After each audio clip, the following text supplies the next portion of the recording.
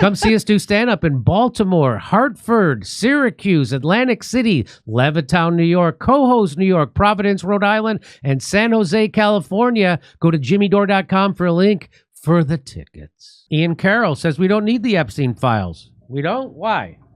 I don't know why no one's saying it, but we don't actually need the Epstein files. Pam Bondi has thoroughly disgraced herself by promising a whole bunch of shit and after weeks not delivering on any of it. Somehow she was dumb enough to think that 200 pages was like all the Epstein documents. Like, girl, have you ever been on the internet? I'll show you where the Epstein files are.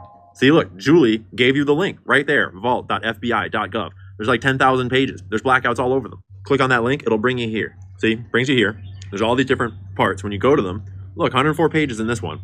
The first ones are always these indexes. And then everywhere where you see a rectangle, that's a blacked out redaction that we could have unredacted. Look, a whole page of redactions. That's crazy. Look, Rodriguez was employed as a chauffeur, butler, house manager for blank at blank. Wonder what that says. Residence blank. Rodriguez worked for blank for approximately 6 months. Rodriguez stated that blank. That would probably be pretty useful if that was unredacted. According to Rodriguez, redacted. Look, Pam, a page that you could release. And there's all kinds of pages just like this. Hundreds and hundreds and hundreds of pages of documents like this already in the FBI vault online. There's handwritten notes from victim interviews like this. Jeffrey Epstein purchased tickets to blank for holiday break Xmas. Wonder what that means. Who picked her up? Man, this would sure be useful to have unredacted. Someone felt uncomfortable, went home to blank. Jeffrey Epstein said blank and blank. Thought that meant he would pay. For what? Talked to blank and blank, number from blank. Geez, this page seems to be clearly discussing more plans to travel with them, probably to the island. And all of that is from an interview conducted by SA, meaning Special Agent blank. And its subject was biographical file on blank. Who knows who it was? Gosh, sure would be useful. I mean, you could still even protect the victim's identity and just fill in some of the gaps. If the DOJ was at all serious about doing anything about this, there are infinite leads that they could currently be chasing down to actually bring people to justice. People that are still alive and still engaging in these activities, because these activities are still being engaged. And you know what? You don't even need to go to the FBI files to start bringing down the big fish. I got one for you right here. Meet Leslie Wexner, the bankroll behind the entire Epstein operation. Homeboy is the CEO of 3 different prominent companies that have been operating sex trafficking rings that have now been exposed. But just so we're clear, he is still scot-free, living in Ohio, doing old mob boss shit on his 336-acre super mega mansion. It's worth $47 million.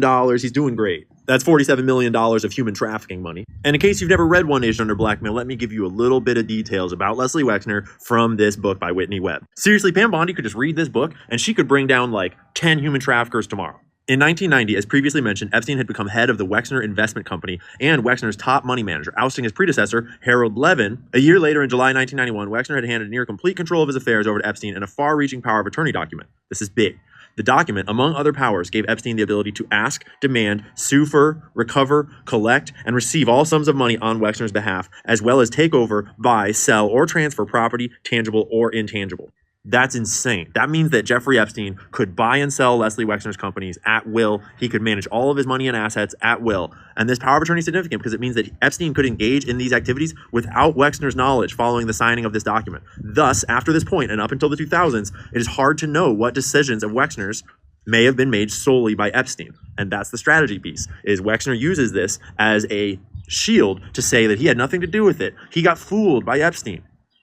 It's probably just a coincidence that Leslie Wexner's other giant fashion brand, Abercrombie & Fitch, was also running a sex trafficking ring targeting boys. This just broke this year when the CEO got arrested and charged. Just couldn't help this tidbit. Under the leadership of CEO Mike Jeffries, Abercrombie & Fitch underwent a meteoric rise, focusing on teen fashion and specifically the good-looking, cool kids, as in all the little boys that Mike liked to fuck. So in 1988, Leslie Wexner's company, The Limited, bought Abercrombie & Fitch, which is also Hollister. And then he immediately put in Mike Jeffries as CEO. Mike Jeffries was Leslie's guy. I'm sure that is just a coincidence. Oh yeah, and then the company launched a children's product line, Abercrombie Kids. Hooray! And now when you search for this information, it's come out that Mike Jeffries is going to take, dementia as his excuse. He's had dementia all this time that he was raping boys. We should probably just let him off scot-free. I'm sure Leslie Wexner had dementia for the 30 plus years that he was bankrolling all of these gigantic human trafficking, sex scandal, blackmail rings. Not to mention when he founded the Wexner Heritage Foundation, the Wexner Foundation, all these foundations that are specifically about empowering Israel and advocating for Israel's international interests. Oh, what's up, Gigi? That's not to mention when he founded the Mega Group, which by all indications was a group, a conglomerate of very powerful, specifically Jewish billionaires that was devoted to somewhat below board operations to promote Israel, espionage. Back to a few more gems from Whitney Webb. Former Israeli intelligence official Ari Ben-Menashe, so he's an ex-Mossad spy, alleged that Epstein's sexual blackmail operation was created at Israel's behest specifically to blackmail President Bill Clinton. Ben-Menashe specifically said the following. This is the quote up there, but this part that Whitney added is more concise. As previously mentioned in Chapter 6, Israel had allegedly been behind the effort to blackmail President Carter through his brother Billy Carter. It is also worth noting that Epstein's blackmail operation is believed to have been set up in 1991, the same year the Mega Group was created by Epstein's closest associate, Leslie Wexner. Also, right when Epstein started managing all of his money.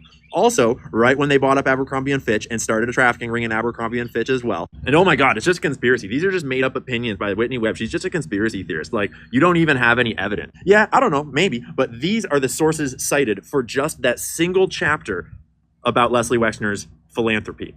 That's one chapter. All of those are sources that you can check yourself.